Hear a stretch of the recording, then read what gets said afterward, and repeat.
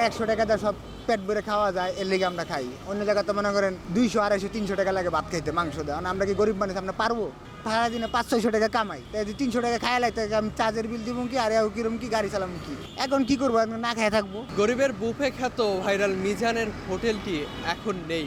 অনেকেই আসছেন সেখানে খাবার খেতে, তারা আসলে এসে দেখছে গরিবের সেই ভাতের হোটেলটি নেই। আমরা একটু কথা বলার চেষ্টা করব, আসলে এসে কি দেখলেন, কি কারণে এসেছিলেন? আসছিলাম তো ভাত খাওয়ানোর লেগে মিজান মামার দোকানে। আমরা তো মানে ডেলি আসে ভাত খাই এই জায়গায় মিজান মামার দোকানে, 100 টাকাতে ভাত খাই সারাদিন। সকালবেলা বাইরে হই, গাড়ি চালায় মিজান মামার দোকানে গিয়ে 100 টাকাতে ভাত খাই। হ্যাঁ, এই মনে করেন আয়াত দেখি বাঙ্গা, মানে আমরা কই খাবো ভাত? এভাবেই কোটি কোটি মানুষের ঘরে দেশ জুড়ে ফ্রিজ একটাই, ওয়ালটন।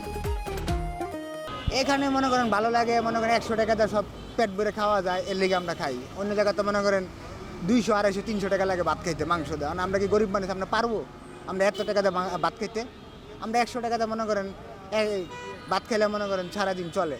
এবারে মনে করেন আগের মতন ইনকাম নাই। হ্যাঁ, অনেক চলা অনেক কঠিন। 100 টাকায় কিভাবে কি কি খান একটু বলবেন? 100 টাকা মনে করেন আপনি মাংস দেয় 1 পিস, আলু দেয়, এরপরে মনে করেন ভাত জাত কোন লন যা, এরপরে মানে তরকারি, আলু, সব কিছু লন যা। হ্যাঁ, এর লেগে আমরা খাই। হ্যাঁ, মিজান মামা গরিবের লেগে সবাইরে খাওয়া। ডেলি মনে করেন আমি তো দেখি মনে করেন 2-2.5 হাজার মানুষ তো লিসকোলা খায়। আমি তো আসে খাই, আমরা তো দেখি এনে সিরিয়াল ধরে লিসকোলা খায়, সিঞ্জুলারা খায়, কুন্ডাওয়ালারা খায়, সবাই খায়, আমরা খাই। আমরা লিসকোলা আমরাও খাই, 100 টাকাতে সবাই খায়। এখন কি করবো, না খেয়ে থাকবো?